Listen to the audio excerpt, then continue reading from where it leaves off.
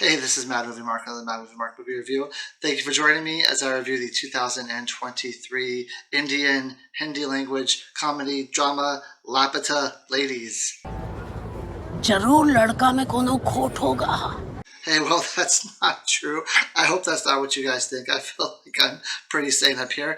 Laapataa Ladies has a 100% fresh rating from the critics on Rotten Tomatoes and a 94% fresh rating from the audience. It was released as Lost Ladies in the United States, and I think this movie is absolutely fantastic. In fact, I think this movie is perfect. I will say that it's perfect.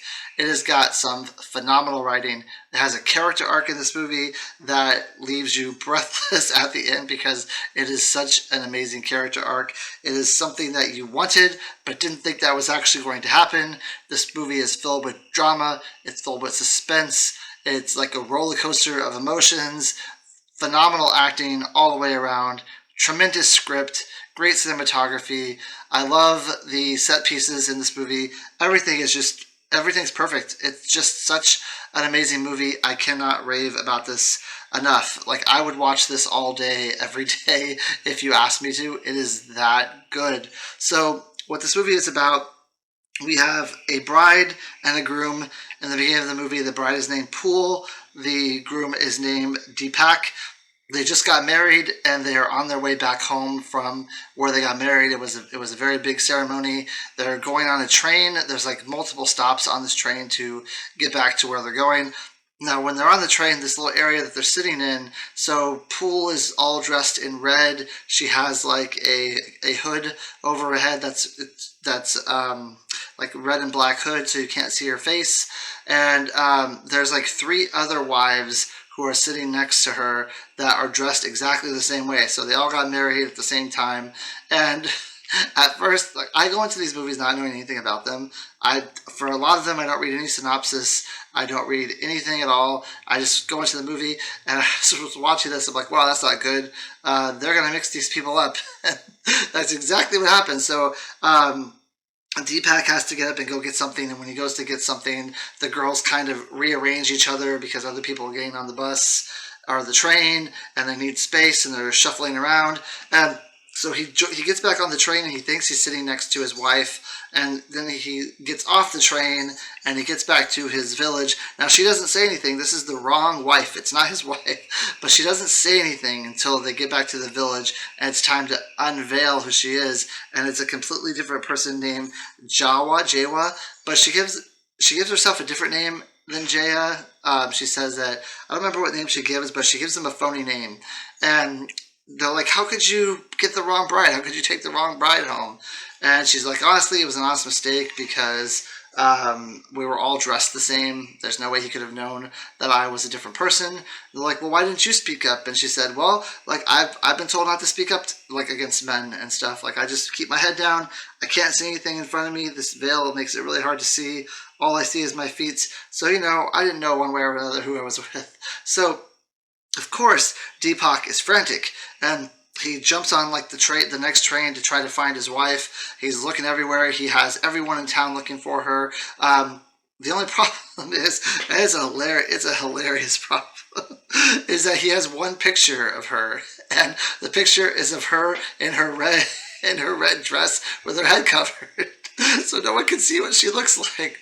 So like he's going around town trying to tell people, like, my wife is missing, her name is Pool, but there's no way to give a description of what she looks like, which is just hilarious. So we then see Pool is getting off at a train station with Jawa's husband.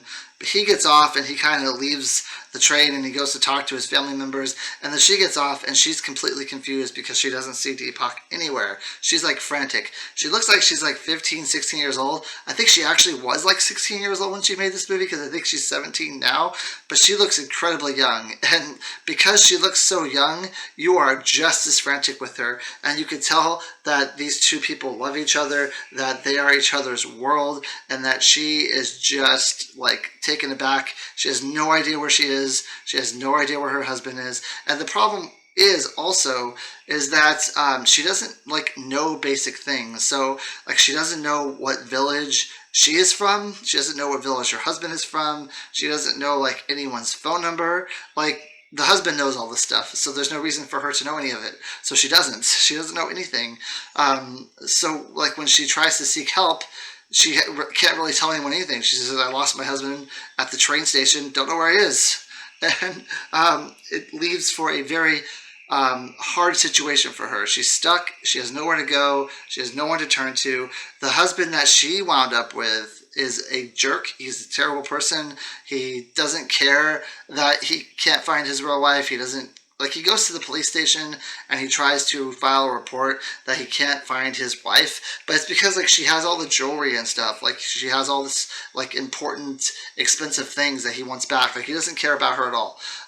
Whereas with Deepak, with Jayla, the wrong bride that he's with, he cares deeply that he wants to find this girl's husband. He cares deeply that he accidentally like took her away from her family. Like he's just as frantic to find her husband as he is to find his wife. So eventually they go to file a report. Now the police officer, I think his name is Inspector Shyam Manohar, played by Ravi Kishan. He seems like he is a corrupt cop. He's trying to find Jaya because she has all this jewelry and all this money from her husband, and he wants to kind of arrest her and take all the jewelry and take all the money. And he just seems like he is someone who's just after things. He's after it all for himself. He's in it for himself, and that's all he cares about. So when he's looking for her, he's doing it as sort of like, I'm doing this for myself type of thing. Like it's not because he wants to reunite these people. He doesn't care at all about reuniting anyone. He just wants the jewels and the money. Now, Poole ends up finding a young kid and the young kid's brother, and they end up helping her. Now, she doesn't know if she can trust them. In fact, like as an audience, we don't know if she can trust them, but they end up taking her back to their mother, who like runs her own restaurant, and she ends up giving her lodging, and they do the best they can to find her husband. But basically this mother figure that they're with, she says, your husband left you. He's probably not trying to find you. So after a while, she consents to the fact that, if you need a place to stay, you can stay here as long as you need. You can work in this restaurant. She feels bad for her because she has nowhere to go. And she almost like feels like she's starting to become like a member of their family type of thing. So as the movie goes on, Jaya's character becomes a little bit more interesting because she definitely does not want to find her husband. He didn't want to find her, and she doesn't want to find him. She goes through a lot of lengths to hide her identity, to hide who she is, to not be found by anyone. And so the end of the movie is absolutely fantastic. If you want to know how to end a movie that's completely 100% satisfying to the audience, that is heartwarming, that is just a feel-good ending to a movie, you watch this movie. This movie will tell you how to do it. It'll tell you how to wrap up the characters, how to make all the characters interesting. The way these characters are written, they're all written so well. Like, you care about all of them.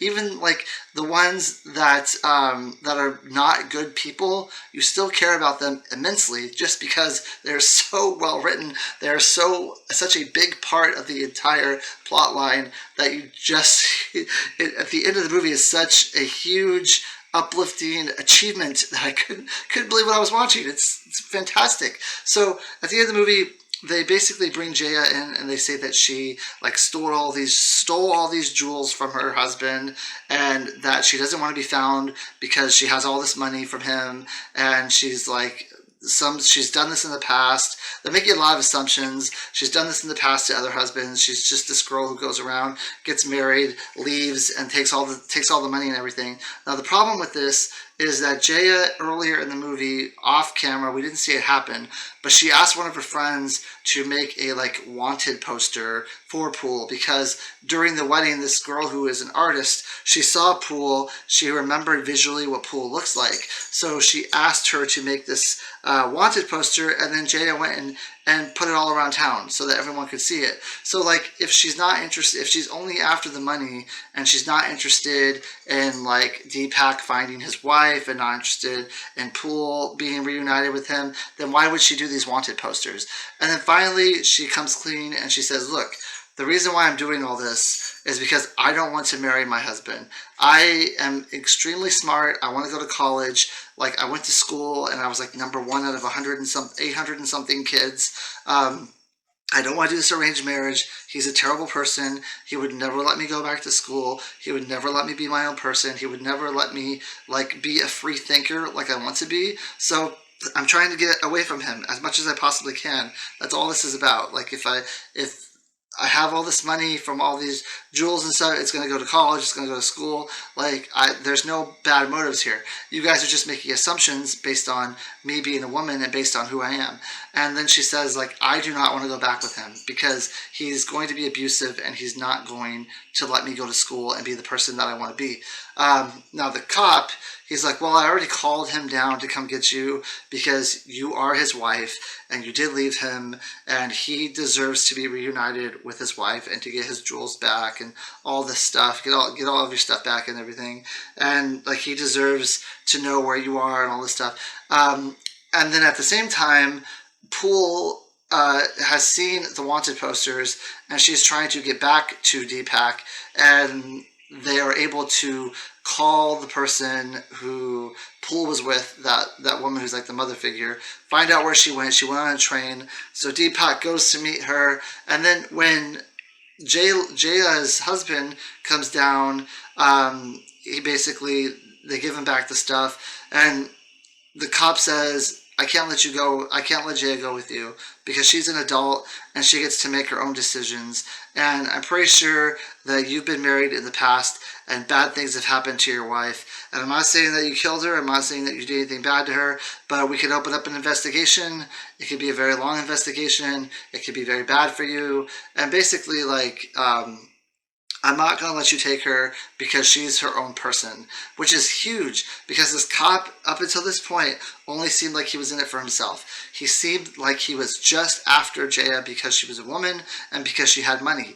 But now he's saying like it's a complete 180. He's standing up for this woman. Like when a lot of guys in this town, probably in this country, would not do that. They would not say, I'm going to side with the wife over the husband, which is what he does. It's like a huge moment. It's a huge uplifting moment. It's one of the biggest uplifting moments at the end of the movie I've ever seen because of the turn that he takes, because of that arc that he takes. It's so surprising. I was rooting for it. I was hoping it would happen, but like most of me deep down inside didn't think it would, just because this isn't what he has shown us. He hasn't shown us this side of him yet in the movie, but it was absolutely fantastic. So she gets to go to school. She gets to do everything she wants. Deepak ends up finding Poole. They end up together. And at the end of the movie, Poole basically says, like, thank you for finding me. Like, I'm sorry that I put you through all this. And then Jaya says something like, without you, I would have never found myself, or something like that. And it's just, oh my God. I was in tears at the end. I am not someone who cries a lot in movies, but this Rotten Tomatoes list, there's been like 9 or 10 movies. I'm just bawling at the end of it, and this is one of those movies. I was just in tears at how happy I was, how joyous I was that everything came together correctly, that Poole was able to find Deepak, that the cop was actually a good person, that Jaya is able to go off and live her dream, that she was not held back by the way society is, that society actually helped her and is going to uplift her and let her do what she wants. This movie is inspiring. It's funny. It's really funny. I've missed a lot of moments that are the funny moments in this movie, but it is incredibly funny. It is it's a perfect movie. It's a 10 out of 10. My score for this movie is a 10 out of 10. It is just that good. I was shocked when, like, at the end of this movie, how much I loved it, how in love I am with this movie. Like I said, I could watch this movie all day, every day, and be perfectly happy. It is just that good. Man, The actors and actresses in this movie are just perfect. You believe every one of them. You believe who they are. They're not only believable, but they're just so impactful. They're just man. I'm so glad I watched this movie. I am so glad. Probably, I mean, honestly, this is probably going to be like maybe top 25, definitely top 50 favorite movies of all time, but maybe 25. I don't know. It's up there. It is just so good. Jesus. So this movie is a 10 out of 10. I hope you join me next time when I review a movie called Ama Gloria. I'm going to put this at the end of my review this time instead of at the beginning. I'm reviewing every movie that has 100% fresh rating from the critics on Rotten Tomatoes in chronological order.